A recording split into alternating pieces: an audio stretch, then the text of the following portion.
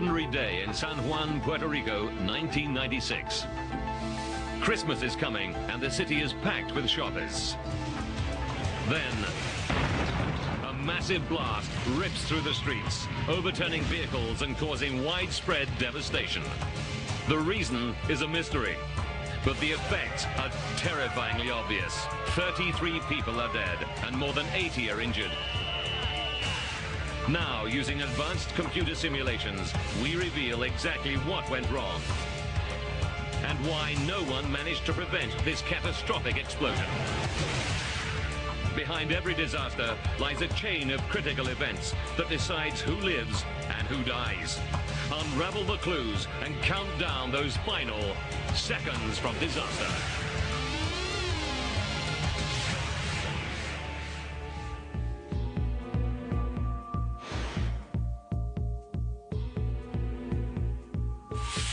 The Caribbean, Puerto Rico, San Juan. A bustling city in one of the most densely populated islands on Earth.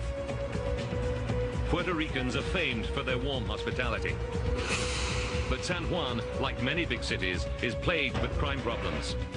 The murder rate in Puerto Rico is twice that of New York City, fueled by a lucrative drug trade. There are even local terrorist groups fighting for independence from the USA. They're willing to use violence for their cause. The worst outrage was in 1981, when a group called the Macheteros blew up 11 government aircraft worth $45 million. More than one bomb factory has been found, but terrorists still pose a threat. They draw their support from blue-collar areas like this, Rio Piedras, a suburb in the southeast of the city. Thursday, November 14th. Sara Ruiz, an employee in a department store on the main street, Jose Diego, smells something bad. She decides to take action and sprays perfume in the air to mask the odor. Next door is the Humberto Vidal shoe store, managed by Arturo O'Neill. He's 35 and well-liked by all his staff, including messenger Jose Antonio Umpier. I've known Arturo since he was young, since he was 12 years old. A very well-mannered guy, a good friend. Arturo goes to the shoe store basement, where he too smells an unpleasant odor. He thinks it might be gas, which seems crazy. For the 8 years the company has been in the building, it's never had a gas supply. The shoe store stands on a T-junction. Over the road is a convent, a school, and a Catholic church. On the west side is a street of small stores and restaurants. The Humberto Vidal building itself is unremarkable. A 6-story reinforced concrete structure, 33 meters by 17.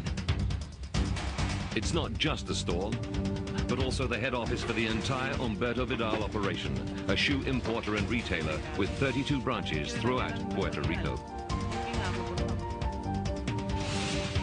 There is a large basement, the only one in the area, used for storing shoes. Above is the shoe outlet, a record store, and a jeweler's. The first floor is mostly empty. The upper 4 floors are the company offices. It's a busy family-run operation with over 30 employees.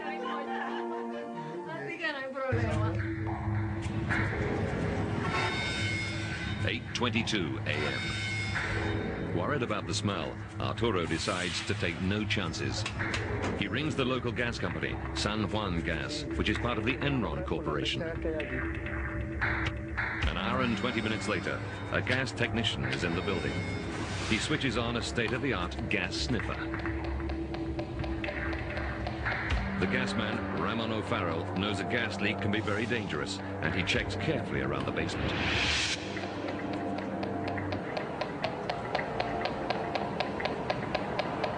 The sensor detects no gas at all. Something else must be causing the smell. El equipo de San Juan The San Juan gas company told Arturo that the smell was from the sewers. Puerto Ricans have been struggling with the country's crumbling infrastructure for years. Basic utilities, such as sewers, are badly in need of repair.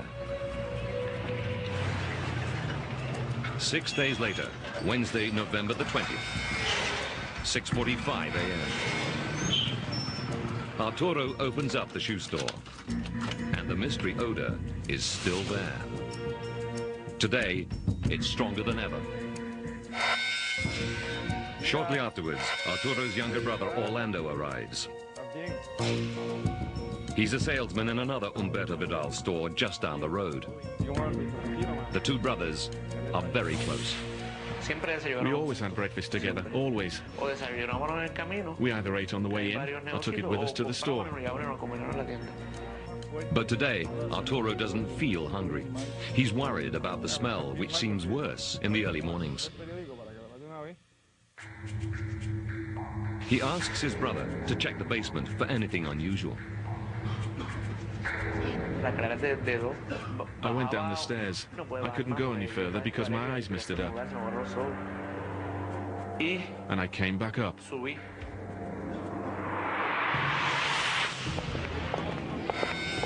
7:15 a.m. Milagros Saavedra arrives for work.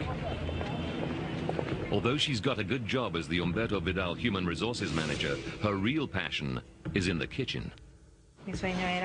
My dream was to be a master in pastry making, so every weekend I always took classes. Arturo asks Milagros if she'll check the basement. But Milagros smells something too and refuses. I didn't dare. I felt ill. I was scared. I didn't want to go down to the basement. 7:28. Although it makes no sense, Arturo is so concerned he phones the gas company again. 9 a.m. 90 minutes later, another team from the gas company shows up. This time their leader is Luis Marquez. Down in the basement, he sniffs the air. He can smell something. There's certainly an odor, but he declares it's not gas. It's the smell of the shoes. Made from plastics and rubber, they're giving off a heady cocktail of pungent fumes. Marquez says it's nothing to worry about.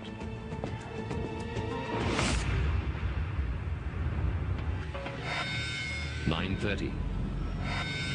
Marquez now goes outside. He contacts his base and decides that following standard procedure, he should check the soil under the road for gas. The team drills narrow holes into the ground and inserts a gas-sensing probe. They make 18 holes and detect no gas. 11:45. Satisfied they've done all they can, the brigade's next priority is lunch, back at their base. Back at the shoe store, Arturo is still worried. Everyone who comes seems to have a different theory about what's causing the smell. No one can reassure him over the mystery odor. The longer it persists, the more fearful he becomes that they could be heading for disaster. Thursday, November 21st. Something unusual seems to be happening in a shoe store in a suburb of San Juan, Puerto Rico. 6:45 in the morning. Two contractors arrive at the Humberto Vidal building to do maintenance on the air conditioners. Like many father and son outfits, they don't always see eye to eye. Father was difficult. That is, we had lots of problems between father and son. That is, we fought, but within 10 minutes, we'd already forgotten about it and carried on as normal. At the front door, they're met by shoe store manager Arturo O'Neill. As soon as he unlocks the door, Arturo smells the pungent odor again. But neither of the air conditioning men think there's anything unusual. I didn't smell it, and I don't believe my dad smelled it. Arturo is getting more worried than ever.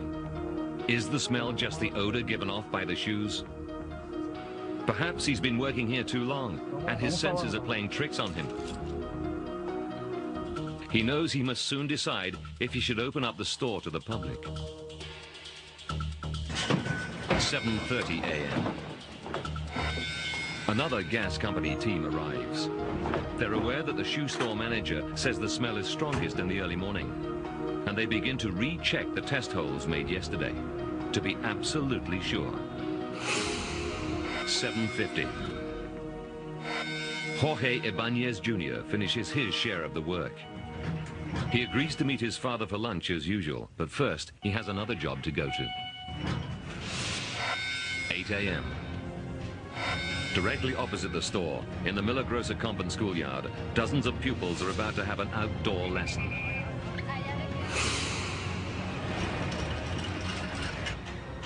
Her shopper, Maritza Ramos, is out early with her 2 young daughters, looking to buy shoes. She's just moved from New York, back to her childhood home nearby. Jocelyn is 4 years old, and Cassandra is almost 3. Like little girls the world over, they're looking forward to getting their new shoes. 8:26. Inside the shoe store, Milagros Saavedra is chatting to co-workers about her pastry classes. Suddenly, she realizes she's going to be late for work in the upper story offices. She rushes up to the 3rd floor reception to punch her time card.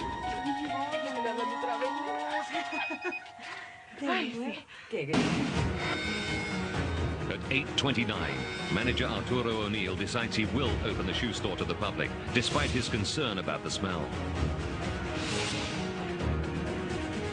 Jose Antonio, the messenger, is in the 5th floor kitchen having coffee. By 8:30, Maritza Ramos is inside the shoe store with her young daughters. Including the offices and all the stores, there are now nearly 50 people in the Humberto Vidal building. 10 seconds later.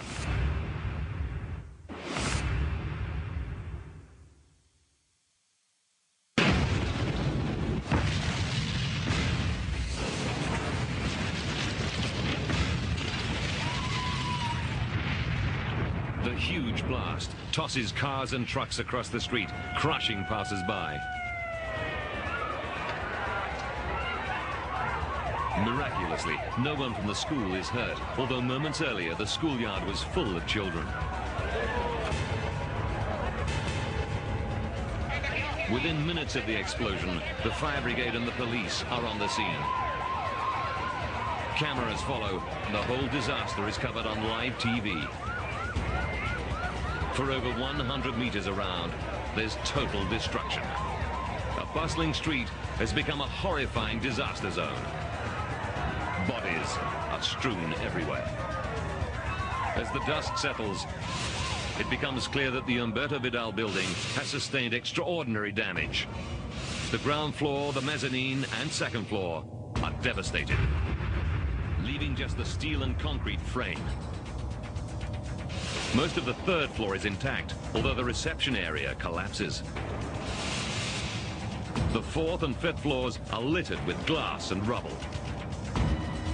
Whether people live or die depends largely on where they are when the building explodes. Worst off are those on the ground floor. 2 stories of concrete collapse on top of them. Milagros and the receptionist have fallen 4 floors and lie on a heap of rubble. On the 4th and 5th floors, office staff, including the messenger, Jose Antonio, are alive, but stranded. I thought we were all going to die. All the stairwells have collapsed, so there's no way down. Chief Superintendent Pedro Toledo heads the police effort. People initially were inside the building searching hand, trying to dig the survivors out. Milagros wakes up. Her friend, the receptionist, lies dead nearby. I tried to lift myself up, but I couldn't. I was too badly injured. Eventually, a policeman scrabbles to reach her. I said to him not to let me die there, alone. The rescuer realizes she is seriously injured, and she must be moved only with the utmost care. He needs to get help and has no option but to leave her alone, surrounded by death. It was very difficult to get through that situation alone. Eventually, despite her injuries, she's brought to safety. Messenger Jose Antonio is still stuck on the 4th floor. And I'm thinking the worst, that it's all going to collapse. Firefighters and police begin a frantic effort to get a ladder to him.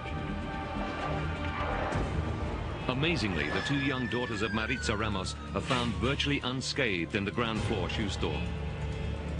Rescuers rush them to the medical center. The authorities have no idea who the girls are, so they put them on television, hoping to trigger a response. Hi. Maritza's sister, Janet, learns of the girls' plight and rushes to the hospital. It was the first time that they were anywhere alone without their mother.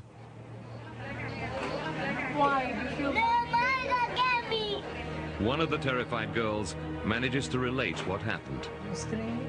Jocelyn said to me, a wall fell down on Mummy.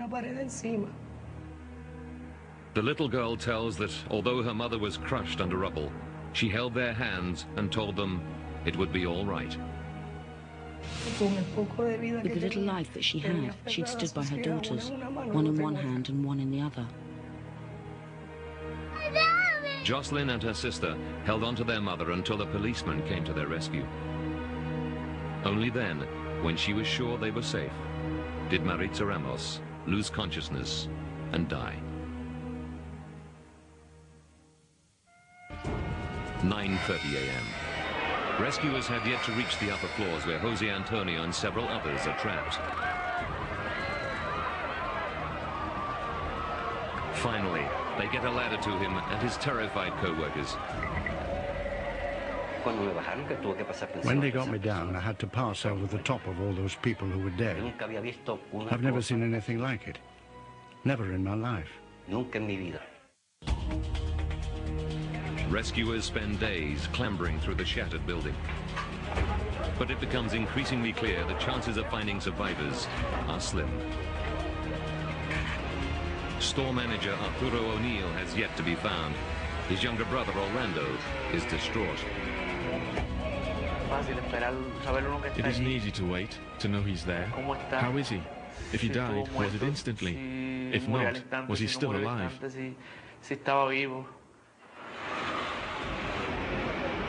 5 days after the blast, Tuesday, November 26th. The desperate rescue operation continues, but the death toll now stands at 29. Then comes another crushing blow. Engineers realize the entire building could collapse at any moment. Dozens of rescuers' lives are in danger. The engineers ask the chief of police to halt the rescue operation immediately. They want to make the building safe with a steel framework, a process that could take weeks. Yet even now, rescuers can't rule out the possibility that someone could still be alive. A fireman told me he heard somebody calling out. Pedro Toledo faces the toughest choice of his career. It is a very difficult decision because you had family, people that were missing their loved ones, asking for them. Hundreds of anxious relatives await his decision, frantically worried that their loved ones are going to be abandoned, buried alive in the rubble.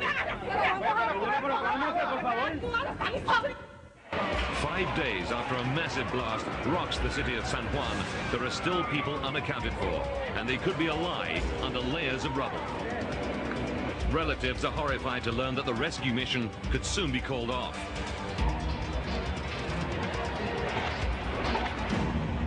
Police Chief Pedro Toledo has an agonizing decision.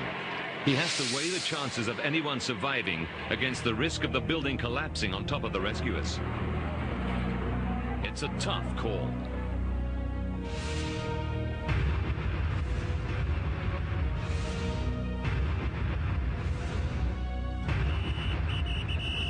Toledo feels he has no choice. He orders in the heavy machinery, and the engineers get to work. It was very difficult to tell them that we had to stop because it was unlikely that they would be alive.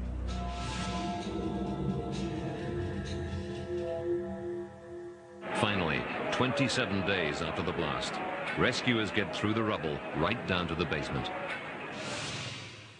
They find the body of Jorge Ibanez Sr., the air conditioning man. 2 days later, Arturo O'Neill's body is the last to be removed. The final toll is 33 dead.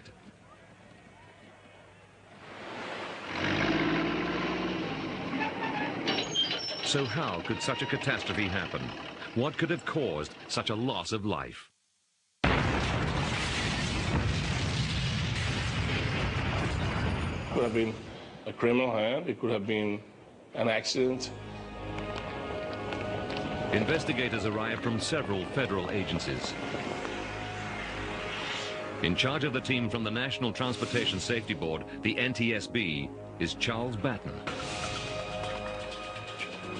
Batten has investigated more than 300 accidents in his 23 years with the agency. Yet even he is shocked by what he sees in Rio Piedras. You're never prepared for walking into a disaster such as we saw with the building in shambles, blown across the streets, vehicles overturned. I don't think you ever get used to that. To add to the horror, local people are terrified a second explosion could happen at any moment. It's down to Batten to find the answers quickly.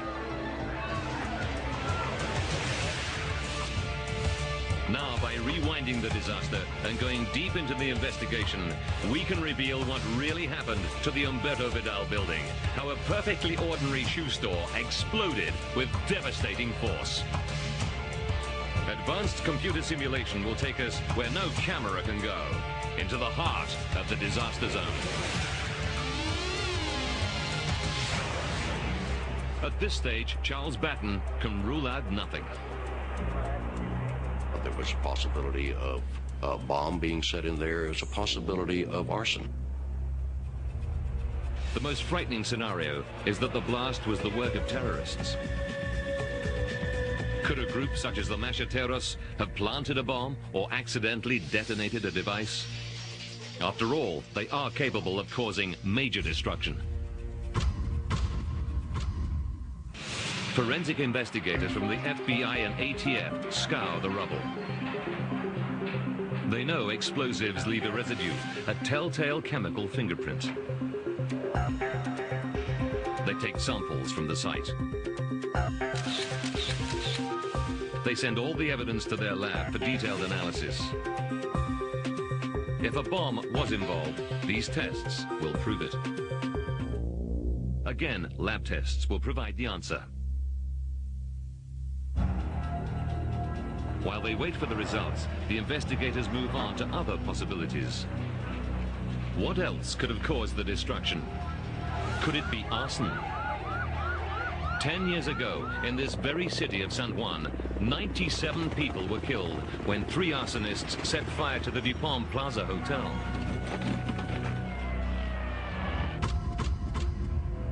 Arson, you would start looking at burn patterns in the building. If there were any flammable vapors still present, things of this nature. Investigators take yet more samples. Now they're looking for flammable liquids, like gasoline or lighter fluid, anything that an arsonist could use to start a fire. Then, when the lab results come in, there's a major turning point in the investigation. Not a single trace of high or low impact explosives or detonation materials is found. Nothing indicating arson is discovered either. Satisfied that this is not a crime scene, the FBI and the ATF hand the investigation over to Batten.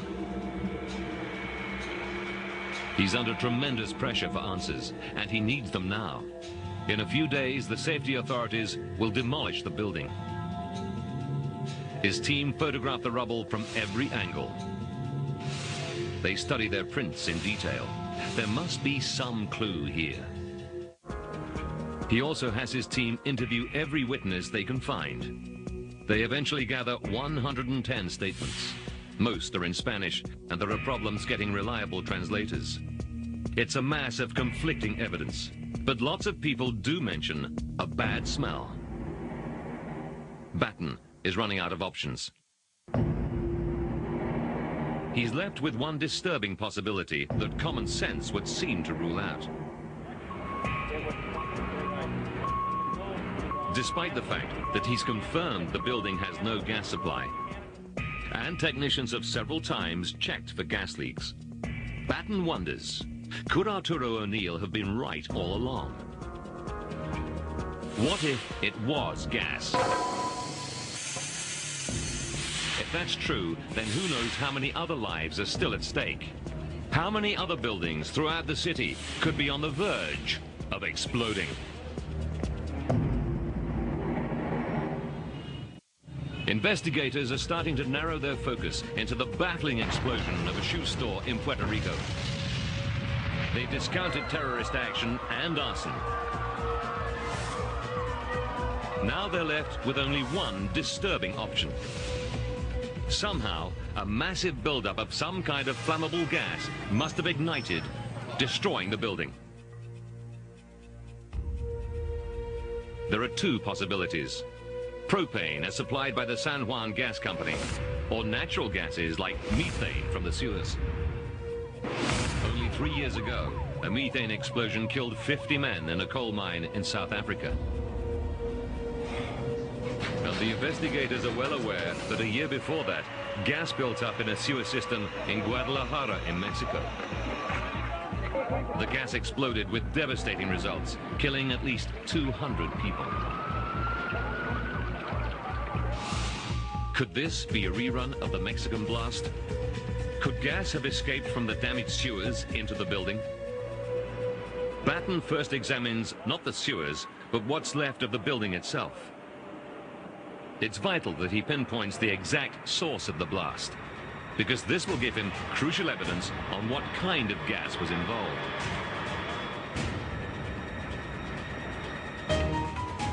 Propane is heavier than air, so will sink and gather in invisible pools near the floor. Methane, the main sewer gas, is lighter than air, so will tend to rise. And if it can't escape, will collect at the top of any space available. The gas company guessed that methane could have built up above a false ceiling in the disused part of the first floor. It seems plausible, so the team take a closer look. Then, just below, they find a large steel beam. Despite the blast, it's still intact, and its distorted shape reveals a vital clue. There was a very large beam there that had been shoved upward. The beam is bent up a full 15 centimeters from horizontal. It's so curved, the team give it a nickname, the rainbow beam. Immediately they realize only one thing could have caused it: an explosion from below. Could heavier-than-air propane from the gas company be responsible for the carnage?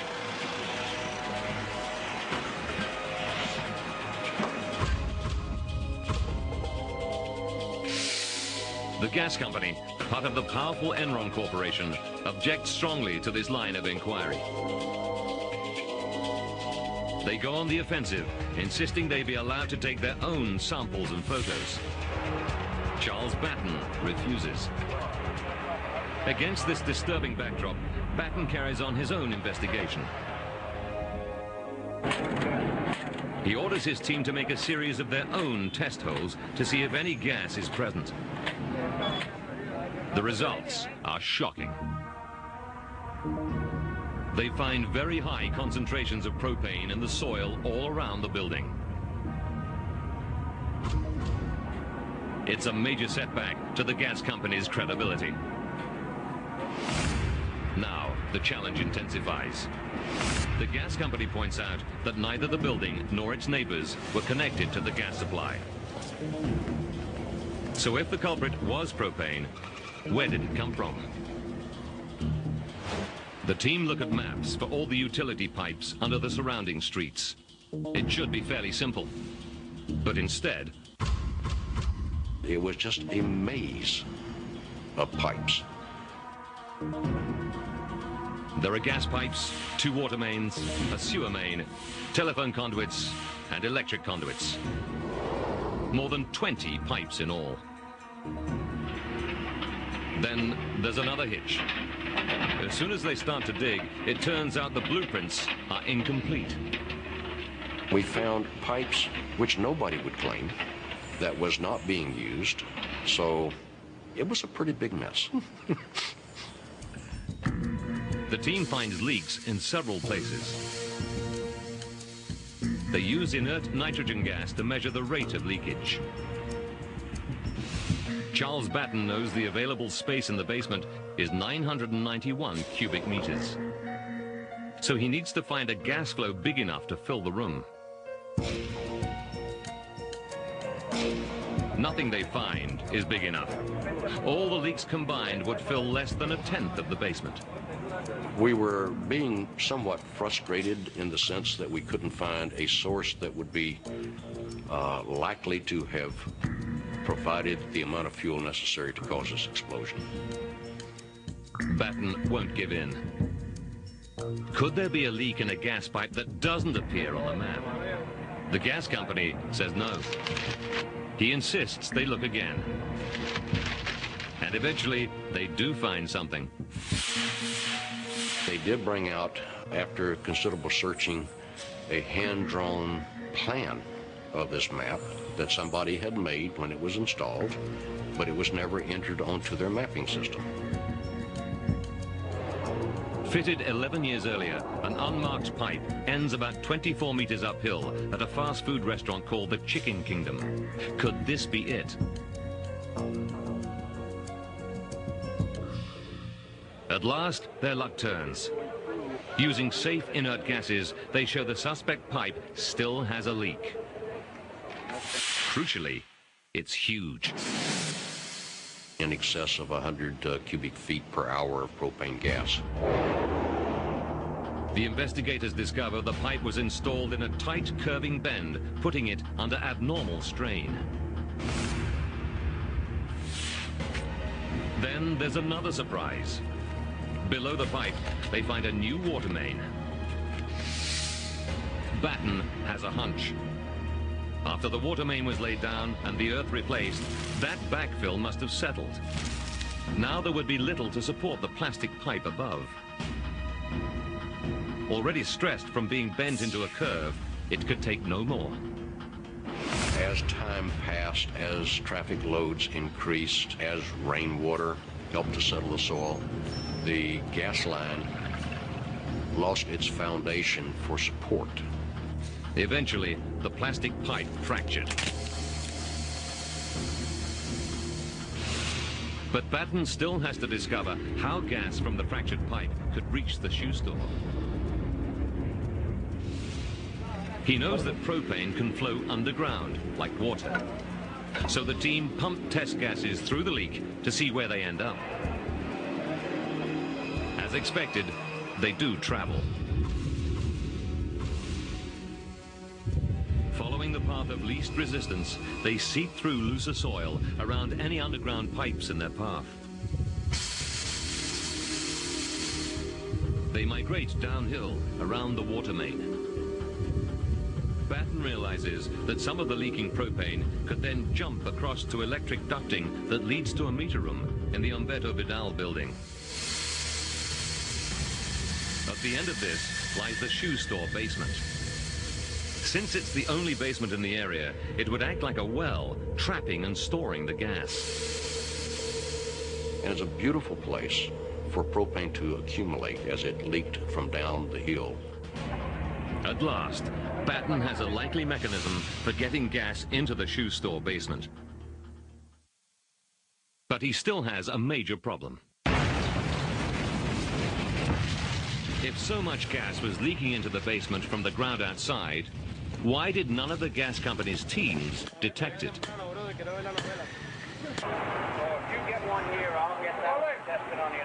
The gas company's test holes are still there in the ground. The NTSB rechecks these to see if some terrible mistake was made. The findings are a shocking indictment of the gas technicians. No hole is more than 46 centimeters deep, too shallow to reach the deadly gases migrating below. Knowing that the gas main was down about 3 to 4 feet deep, we knew that propane being heavier than air, you would not detect it in that bar hole. The gas company deny the holes up this shallow.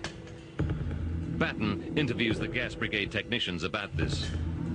They nearly all believe 46 centimeters is the correct depth. So it was not surprising that they did not find propane gas or any combustible gas around this area. After this extraordinary finding, Batten wonders what else went wrong.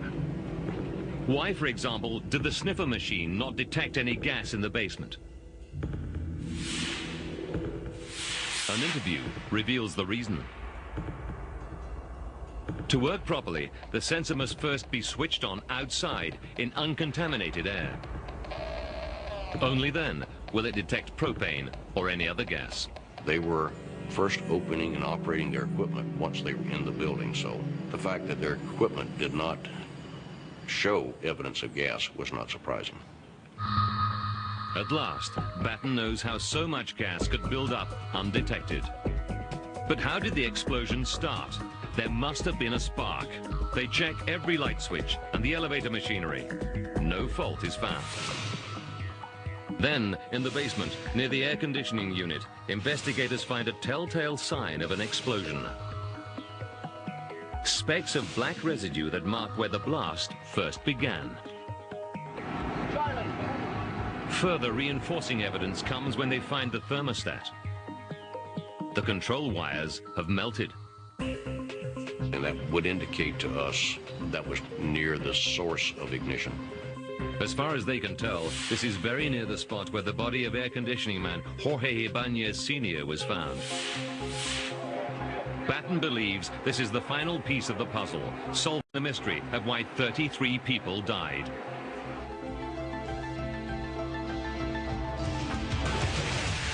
Now, by rewinding the events leading up to that fateful day, we can finally reveal what really happened to the Humberto Vidal building.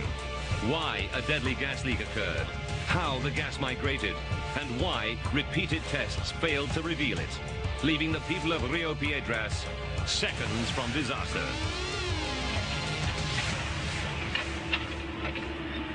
"11 years before the explosion, the gas company installs a gas supply to a restaurant 24 meters from the shoe store. It's bent into a curve, putting the pipe under permanent stress. 6 years later, the water company installs a new main. They discover the unmarked gas pipe and fill in badly beneath it, robbing it of vital support from below. Gradually, the infill subsides. A couple of weeks before the disaster, the pipe finally fractures. It starts leaking propane at over 2.8 cubic meters an hour. Heavier than air, the hidden killer migrates downhill, seeping through soil around other pipes and conduits. Slowly, invisibly, it ends up in the basement of the Humberto Vidal building. A week before the disaster, store manager Arturo O'Neill rings the San Juan gas company to complain of the smell. The same day, gas company technician Ramon O'Farrell unpacks his gas sniffer somewhere in the building. He doesn't zero it outside in fresh air, so it fails to detect any gas in the basement.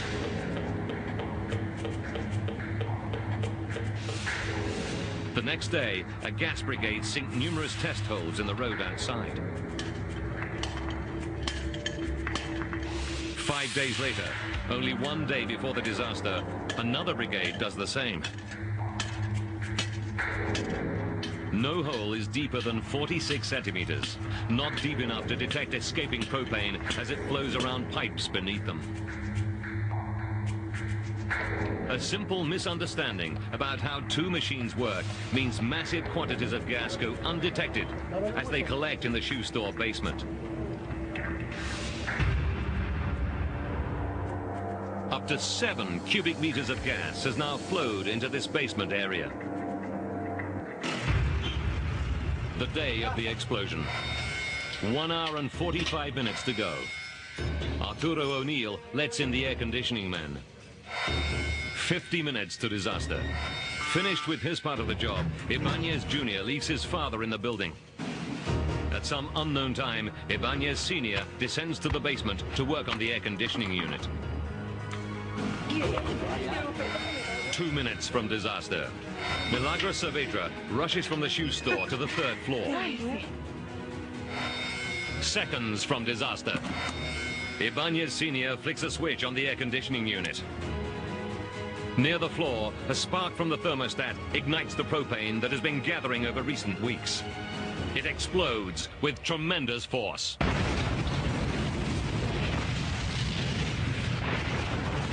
The release of energy is equivalent to up to 148 kilograms of TNT.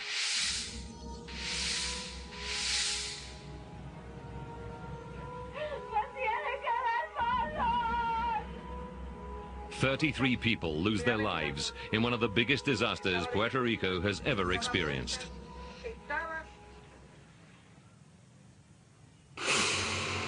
But then comes a twist in the tale.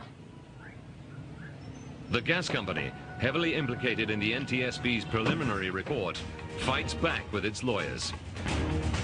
They insist the whole investigation is flawed and the blast could have been caused by sewer gas after all. If Charles Batten can't find solid proof of a propane explosion, the gas company will be off the hook.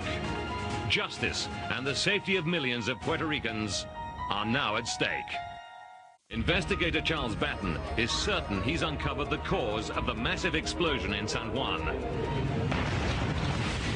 But there are still question marks over the investigation. Could the gas that exploded have been methane from the sewers? Batten has, after all, shown the possibility of a leak and how it could have traveled into the building. He's convinced that methane is very unlikely to have caused the explosion. But he hasn't yet disproved the gas company's hypothesis. Finally, 6 months later, after the building has been demolished, the clinching evidence is discovered lying in the site. This photo shows the underside of a beam that used to be part of the basement ceiling. It bears strange marks. These, crucially, are shoe prints, final proof that the blast originated at near floor level in the basement. And lo and behold, on the underside of a surviving beam were the footprints of shoes which had been blown upward. It's the evidence Charles Batten has been looking for. Methane could not have been the cause. Being lighter than air, it would have collected at the top of the room and blown the shoes downwards. At last, after 6 months of painstaking work, Batten has confirmation his theory is correct.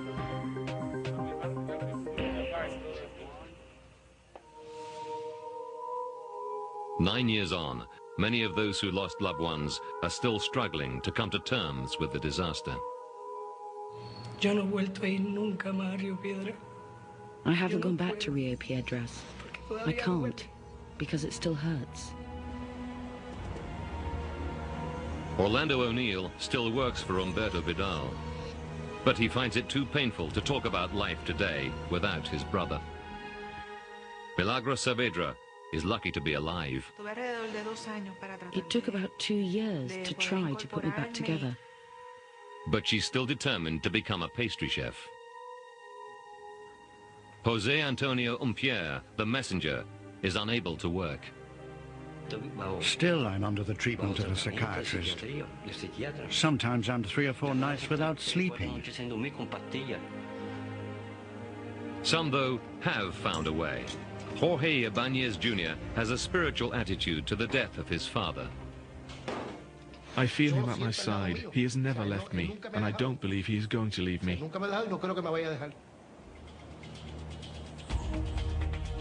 The NTSB's damning report concludes that the San Juan Gas Company did not train its employees well enough and recommends they be retrained and tested regularly.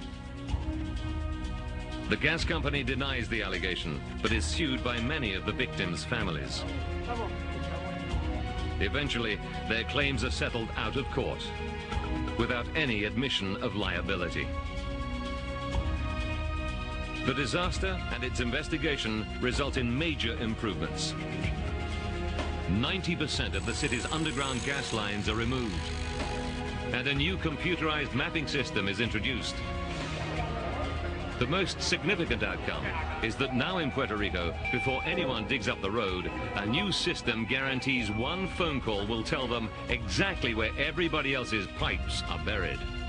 This should prevent the recurrence of the sort of gas fracture that caused the Humberto Vidal disaster. In the rest of the world, underground delivery of propane gas is uncommon. Natural gas is almost universally preferred. It's less likely to collect below ground. But in Puerto Rico, the hope is that awareness, vigilance, and education will prevent a huge gas explosion ever happening again.